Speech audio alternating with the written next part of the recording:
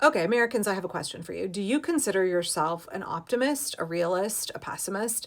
And how has what is happening in America changed that about, has it changed that about you?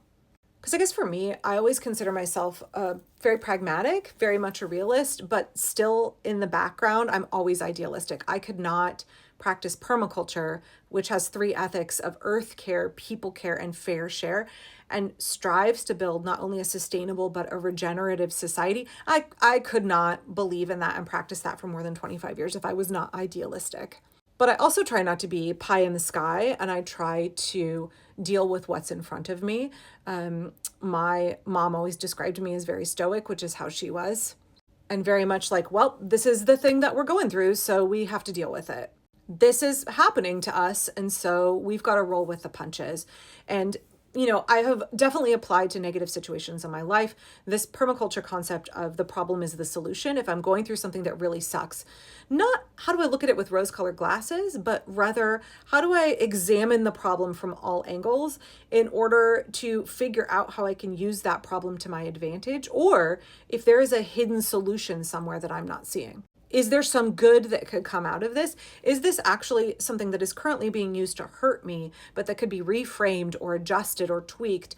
Or is the instruction and the seeds of my liberation and my prosperity hidden within this problem? Which is why I have said, I think that as we go through all of this, that there will be good things on the other side of it. That things are really bleak right now, but that we need to fight and wrestle and go through this crucible. And that this process is bringing to the light so many systemic problems within our country and within the hearts of our fellow Americans. And don't get me wrong, I've had moments since the election where I'm really blue, I'm really down, I am really struggling. They are moments that don't last very long for me. In fact, I've been outspoken and frankly not nice to folks in my comments who are bringing their doomerism, like all hope is lost. Oh no, we're screwed. Our only chance to save ourselves was with the election, and we bungled it as a nation. And so now we just have to reap what we've sown.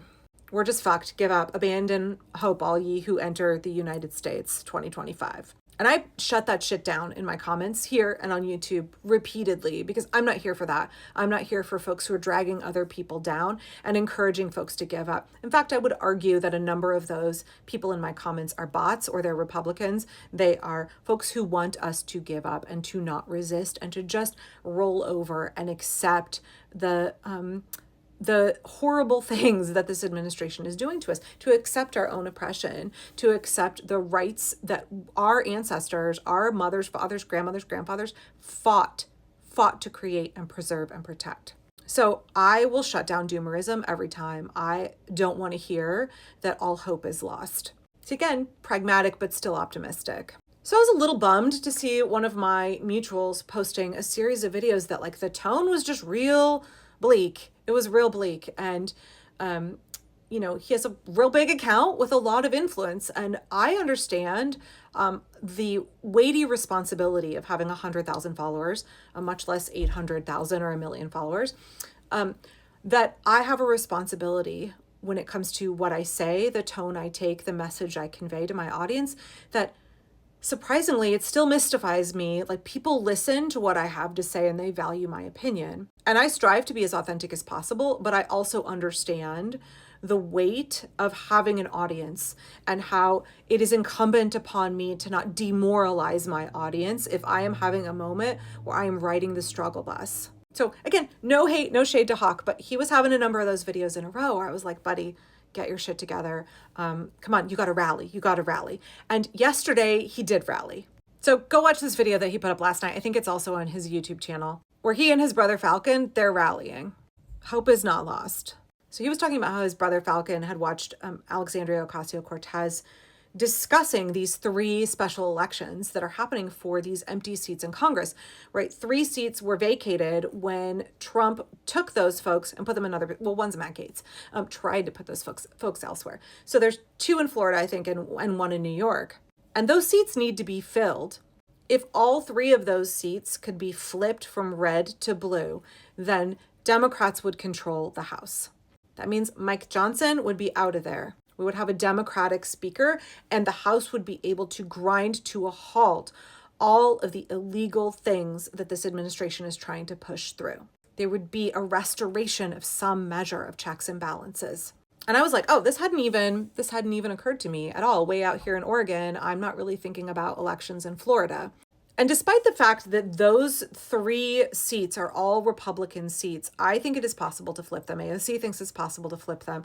I think it is a realistic goal to put our energy into those campaigns. The messaging about how much this administration is already hurting working class Americans. Florida, you're watching retirees having their Social Security and Medicare benefits, and folks with their Medicaid disability benefits. Those are all... Folks in Florida are being hit by increasing prices of goods just as much as we are. Tariffs on Chinese goods, that's going to impact all Americans. I don't know, these pauses on Canadian and Mexican tariffs, I think that's not going to last. Talking openly, honestly, about how our taxes are going to go up for every working class American. Being really clear about what the tax plan is for Trump. Who will get a tax cut and who will pay more. This is a really good messaging for working class Americans. We're also looking at union workers around the country. Well, first of all, a number of unions are suing, but also we're looking at union workers losing their right to collective bargaining in multiple states because they elected Trumpers and because this administration is very anti-union. In Florida, we're looking at a Latino population that voted for Republican candidates thinking that they were not going to get screwed and are now realizing how many of these policies hurt them, hurt their family members, are hurting their community. And as we're speaking about that fact, Florida is a heavily agricultural state. The strawberry crop is almost entirely picked by undocumented workers. So farmers in Florida are in big trouble. They're in a world of hurts. So all of these things that this administration is doing hurts the electorate in these states that are having special elections. And I think it is a worthwhile pursuit. As I have said many times, we need to be strategic and ruthless when it comes to combating the fascist regime that is trying to take over the US. And I think this is a really good strategy. This is a good place to put our energy. So if you don't live in Florida, what can you do right now? Hi, everyone. Gay Valamont, Florida's 1st Congressional District special election, April the 1st. Our district has a lot of federal employees who have gotten the letter. I got a phone call this morning from someone that works at the VA. They got the letter that says either resign by Thursday and you get a severance until September, which does not exist because Congress is the only body that can give money, and or you can stay and risk being fired. 20,000 federal employees have already taken this buyout. A lot of those people are FBI. We are less safe because of the policies that are being put in place. Okay, that's Gay. She is running for one of those seats in Congress. She's a very level-headed, articulate candidate who is appealing to the folks in her state and explaining clearly to them how this administration is hurting Floridians, is hurting America, and is going to make their lives more difficult and less safe. So what can you do if you're not in Florida? You can go follow her account on TikTok. Here it is, Gay Valamont for Congress, at Gay for Congress. You got relatives in Florida like I do? Get on the horn. Share information about her campaign on Facebook, on social media platforms besides TikTok. Consider donating to her campaign. Consider making posts on social media. Maybe it's in your college alumni group, your high school reunion group, your poodle lovers group. I don't know, whatever groups you're in, your chronic illness group, about the ways that this administration is negatively impacting you, a working class American. Because some of that will filter out to folks in these states and these districts. I think these 3 special elections, this is a place where we can be optimistic and pragmatic and get to work. Y'all ask me, how can we be strategic? What can we do besides calling our reps? Here's what we can do. Maybe you want to be somebody that goes to Florida and knocks on doors. Door knocking campaigns are very successful, by the way. Maybe you want to fund somebody else going to Florida for a door knocking campaign. Be creative. Let's get out there and do it.